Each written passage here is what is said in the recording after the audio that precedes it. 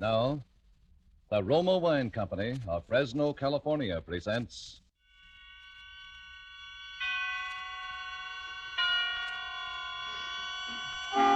Suspense.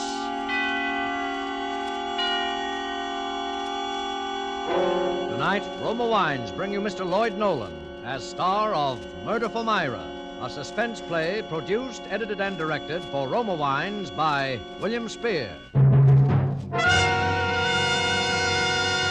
Suspense, radio's outstanding theater of thrills, is presented for your enjoyment by Roma Wines. That's R-O-M-A, Roma Wines. Those excellent California wines that can add so much pleasantness to the way you live, to your happiness in entertaining guests, to your enjoyment of everyday meals. Yes, right now a glassful would be very pleasant, as Roma Wines bring you Lloyd Nolan in a remarkable tale of Suspense.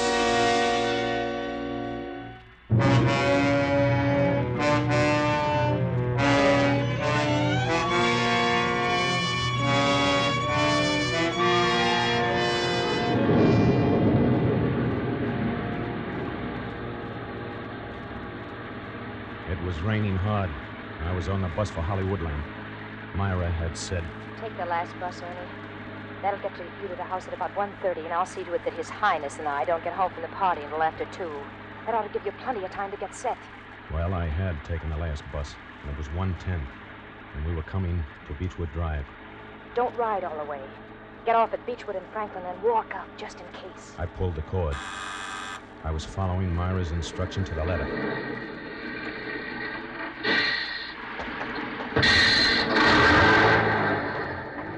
It was raining harder than ever when I got off the bus. I turned up my coat collar and started up the hill. It was 4 blocks to the house. When I got to Midway, I stopped under a tree. I was soaked to the skin. Then I saw the headlights of a car coming down the hill. I ducked behind the tree. When it had passed, I struck out again. The house was dark. I walked up the driveway to the rear. Go in through the kitchen door. I'll leave it unlocked. I tried the door. It opened. I stepped in. I stood still, listening for sound. Then I closed the door. Don't turn on the light, remember now. Then look for the lipstick on the table.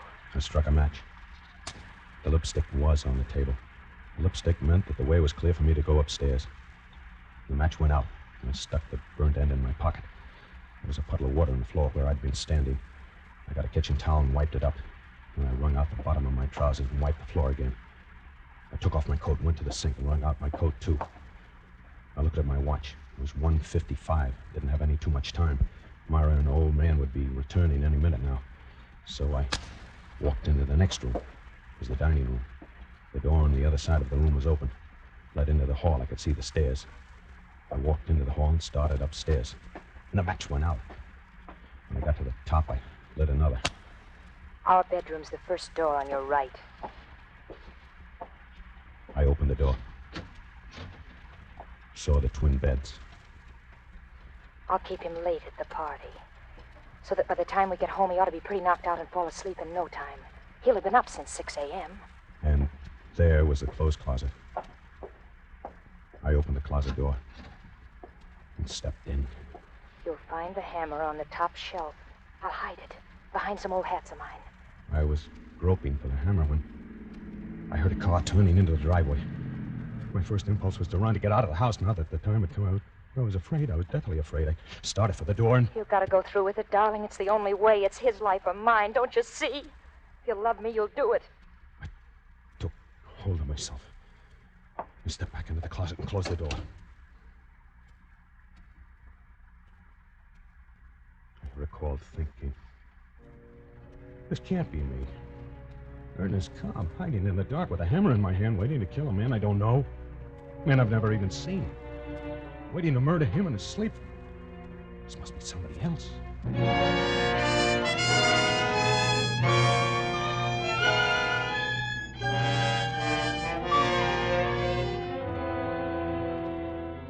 For Suspense, Roma Wines are bringing you as star Lloyd Nolan in Murder for Myra by Lee Horton and Paul Bernard.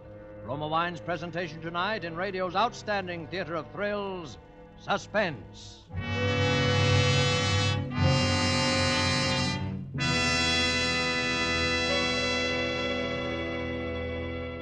Elsa Maxwell's ideas on gracious entertaining are followed by women all over America. The other day, she said this about Roma wine. One of my favorite wines is distinguished Roma California Sherry, a glorious gold and amber wine, delightfully light and nut-like in taste. Roma Sherry is ideal for any occasion, before dinner with appetizers, or during the friendly evening hours. Yes, good Roma Sherry, like all Roma wines, is always unvaryingly good.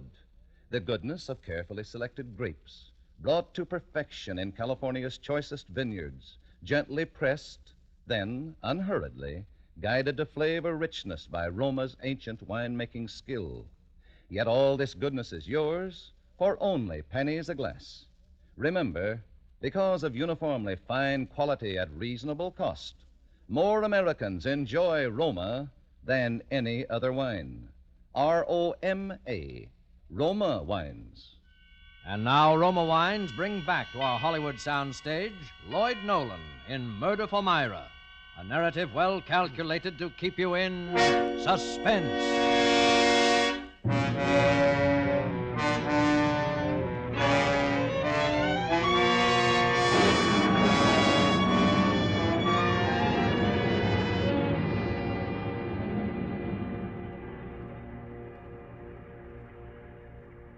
I stood in the closet and waited.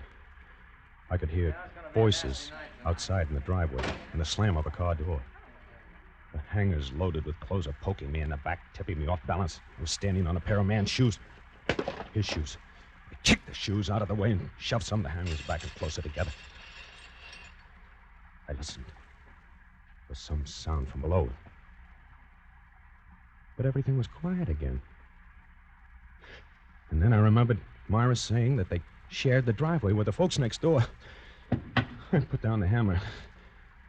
It must have been the neighbors coming home. I opened the closet door and stepped out. Still a little time yet. In the darkness, I noticed that Myra had left one of the windows open. It was raining in. I crossed the room, closed it. There was a nightstand by each bed, and an alarm clock on one of them. I never heard a clock that made so much noise, just ticking. It was cold and damp, and I was shaking from head to foot. I couldn't tell whether it was from the cold or from fear. I sat down on the edge of one of the beds.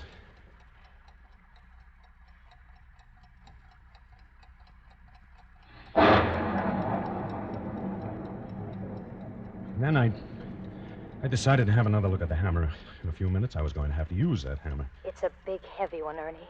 It'll do the trick, all right.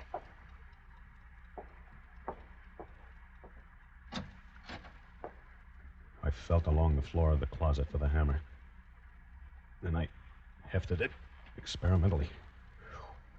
It was big and heavy. The kind that would smash a human skull to pulp.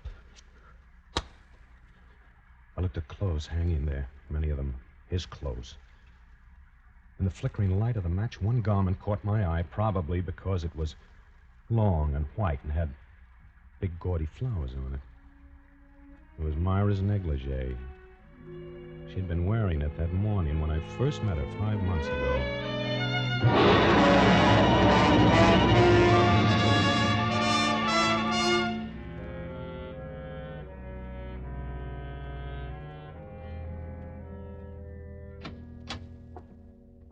Hello.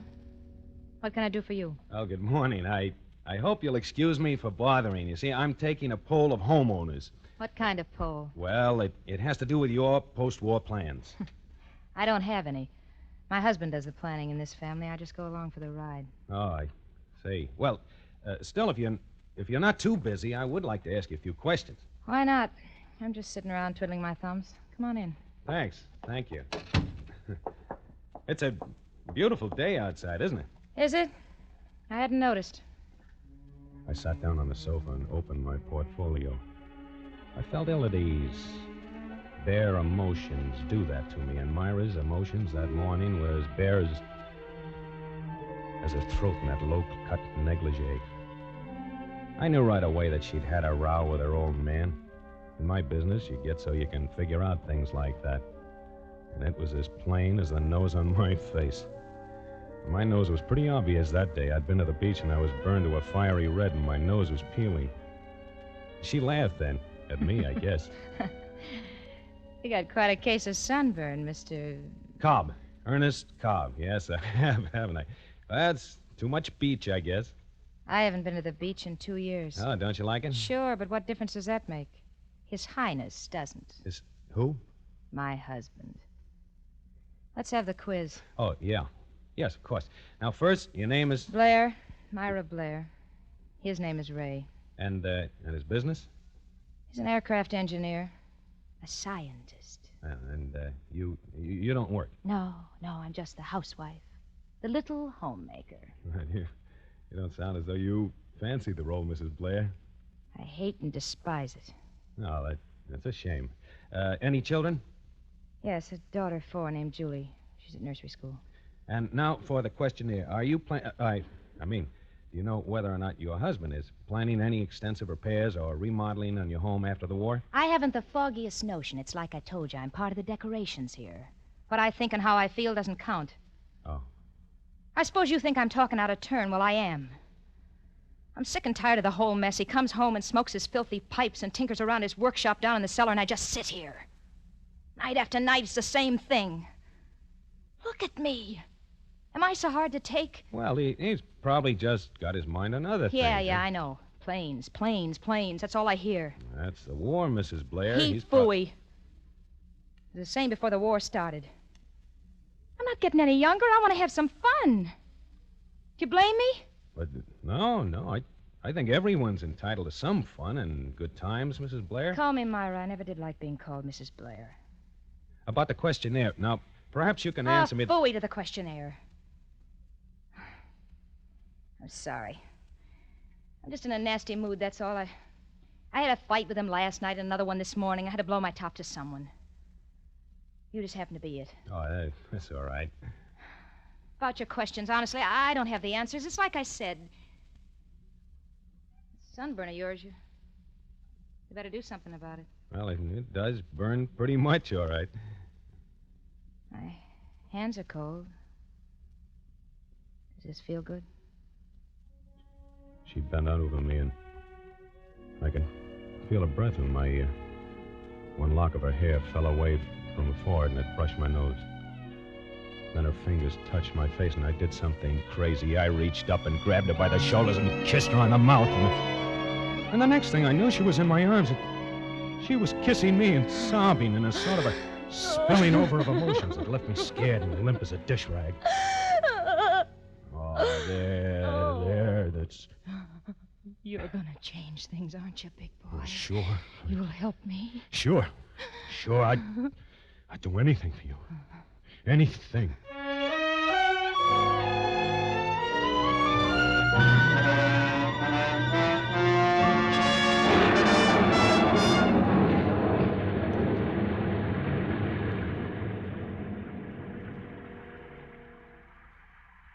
The match went out. The negligee merged back into the other clothes there. I stuffed the hammer back into the corner and came out into the room again to wait for Myra and His Highness to come home from the party. His Highness. He's unbearable, Ernie. Every time he puts his filthy paws on me, I go all raw inside. No matter what we did or where we went, he was always there, in her mind. We had another fight this morning, Ernie. Do you want me to show you the black and blue marks? And then one night when we were having dinner, it all spilled out.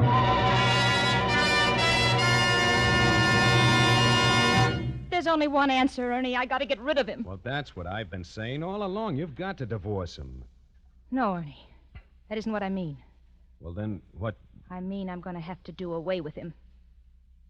Myra. What? You're out of your mind. You don't know what you're saying. No, yes, I do. I've thought it all out. Myra, don't say such a thing. Don't even think it. What you're suggesting is... Murder, Ernie. That's right. Murder. I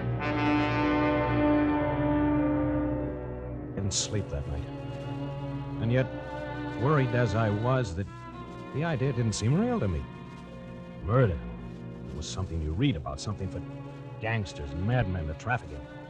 It wasn't a thing that could touch me, Ernest Cobb, or Myra. She didn't say anything about that. The next time we were together, I thought she'd come to her senses. She'd just been upset.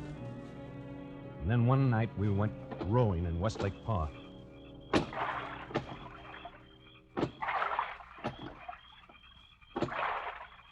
He's bought a gun. He's threatened to kill me. He wouldn't dare. It's him or me, Ernie. I gotta get rid of him. Well, get rid of him, yes, but not the... What other way is there? I don't know, but... What other way is there? Name it. Well, how are you going to do it, Myra? I'm gonna poison him. You'll help me, won't you? No, I couldn't. I'm not asking you to feed it to him. You can help me get a little poison, can't you? I don't know anything about poisons. I don't know anything about murder. Well, you can learn, can't you? If you're that dumb, maybe I can find someone else. Myra. There are others who'd be glad to help. Please, don't talk like that, Myra. Well, You know I'd do anything for you. there's a better way, Ernie. What? He's got a big, heavy hammer down in his workshop, Ernie. You could do the trick easy. Oh, no, Myra, not me. I'd do anything in the world for you, Myra. Anything, But the one thing that'd help me out of this mess. It's his life or mine, Ernie. If you love me, you'd do I it. can't do that. I can't. You'd leave it for me to do. No, It'd be a cinch, Ernie. You could sneak into the house some night when we were out and hide until we get home. With that hammer, it'd be all over in a second. And then we'd say a burglar came No, Myra, no. Oh, you don't love me, really. It's all just talk. No, it isn't. You know better than that. I worship you, Myra. I couldn't live without you. Ernie, if you want me, you've got to do it. You've gotta, Ernie. All right, Myra. I suppose I knew I'd have to. It's just a little hard to get used to the idea, that's all. But I'll do it.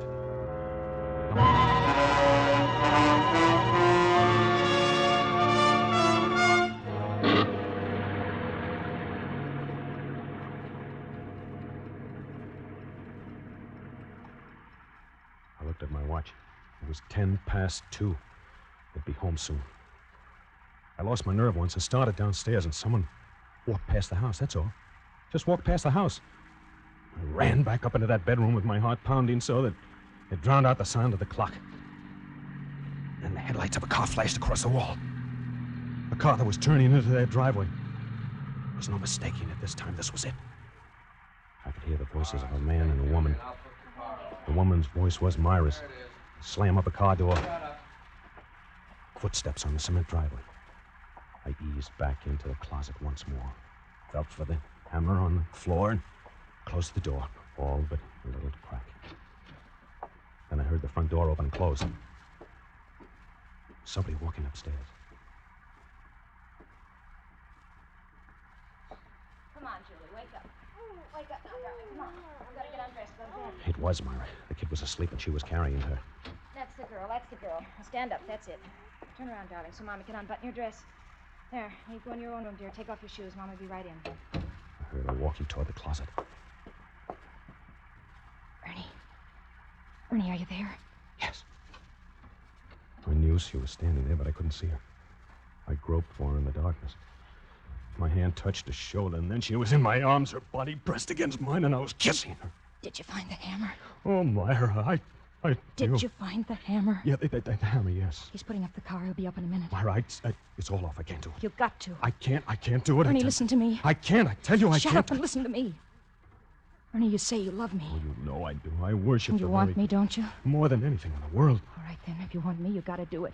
But Mommy! Coming, darling. Quick, Ernie, you'll do it.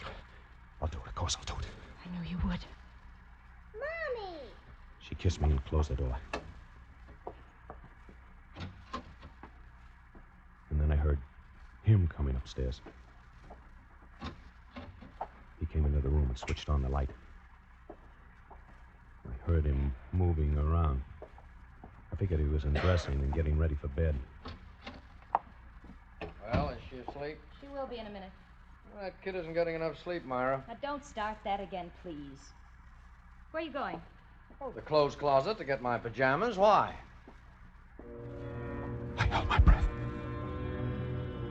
I'll get them for you. I flattened myself against the wall. She opened the door, reached for the pajamas. Our eyes met for an instant, and she was gone. The door closed. Here you are. Well, thanks.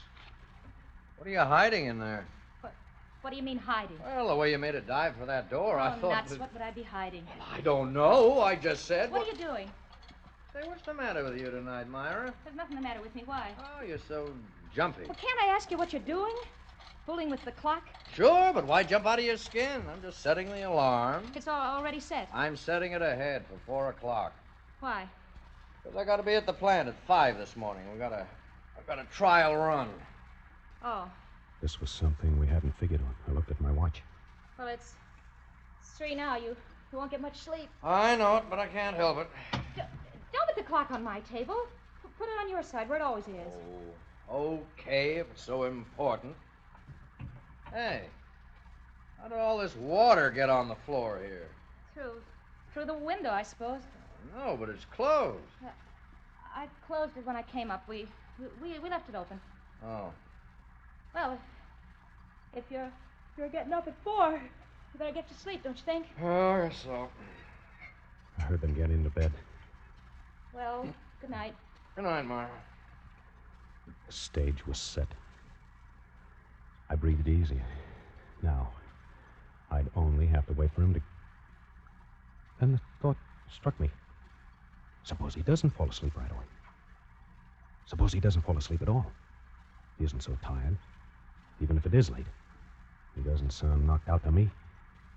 And before he can get to sleep, then the alarm will go off and I looked at my watch. It was exactly 5 minutes past 3. This will never do. I thought I gotta get a hold of myself. I've got nearly an hour yet, and in that time he ought to... I listened. I couldn't hear a sound. Was he asleep? He might be, but I didn't know. I had to be sure. I'd wait half an hour. And if I didn't hear anything by then, I could be pretty certain he was. The minutes dragged on, and I listened. When the half hour was up and I hadn't heard a sound, I sat down on the floor, took off my shoes, and I picked up the hammer and turned the doorknob. I turned it very slowly. It made no sound. Then I opened the door and stepped into the room. Who's there? Who's there? Daddy, I want a drink of water. Oh, it's you. All right, baby, just a minute. What? What's the matter? Oh, it's the kid. She wants a drink of water. Oh, no, don't get up. Don't get up, Ray. Go back to sleep. I'll get it. I stepped back into the clothes closet and closed the door. I felt the blood drain from my head. I leaned against the wall. I heard Myra go into the kid's room. And then I slid to the floor.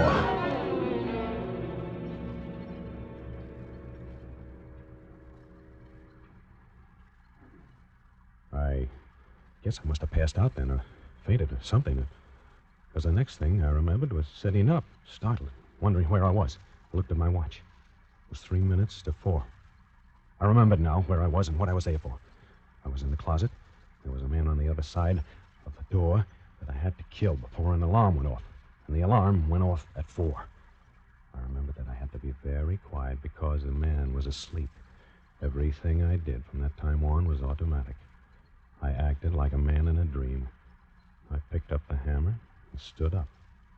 I opened the door and crept into the room. I could see the hands of the clock by his bed. It was almost 4. I didn't breathe. I only listened.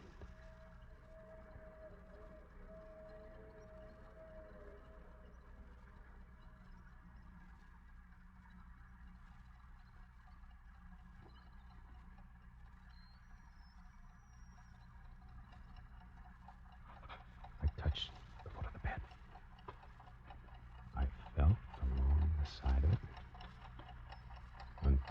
reached the headboard. Now, I was standing over him. I raised the hammer over my head and swung down. And I hit him again, and again, and again. And then I yelled, Myra! Myra! Turn it off, will you? Turn the alarm! Hey, Myra! Over in the corner! Hey.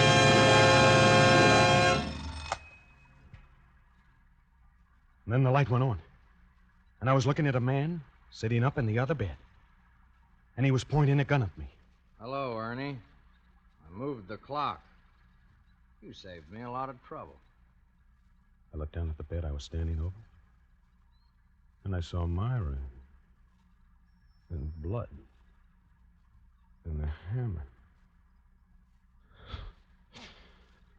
And suddenly I felt an insane desire to laugh.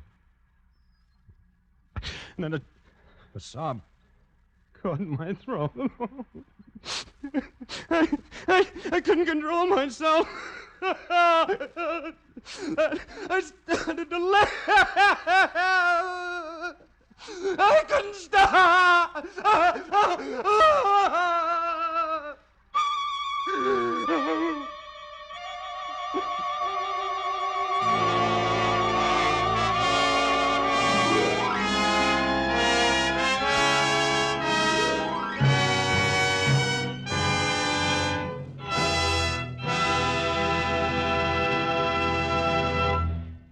Roma Wines have brought you Lloyd Nolan as star of Murder for Myra, tonight's study in Suspense. This is Truman Bradley for Roma Wines, the sponsor of Suspense. August, one of the warmest months, calls for tall, frosty iced drinks. And famous hostess Elsa Maxwell recently said, "I've discovered the perfect hot weather drink. Wonderfully cooling and refreshing. One that guests really go for. I mean, Roma wine and soda, made with distinguished Roma, California Burgundy, or Sauterne. Yes, Roma wine and soda is simple to prepare. Half-fill tall glasses with Roma Burgundy or Sauterne. Add ice cubes, sparkling water, and a bit of sugar. And for a decorative touch, garnish with cherries or fruit. And be sure to use Roma wine, always uniformly good, yet costs only pennies a glass, so you can serve it often. And next time you use vermouth, choose Roma vermouth, sweet or dry. Zestful, full-flavored Roma vermouth is blended and developed with all the traditional wine-making skill of Roma wineries, is made and bottled in the heart of California's famous vineyards, yet surprisingly low-priced. Try Roma vermouth soon, won't you? Lloyd Nolan appeared through the courtesy of 20th Century Fox and will soon be seen in their production Captain Eddie. Next Thursday, 3 of radio's most distinguished actors, whom you have heard often in this series, will be stars of Suspense, radio's outstanding theater of thrills. Presented by Roma Wines, R-O-M-A, made in California, for enjoyment throughout the world.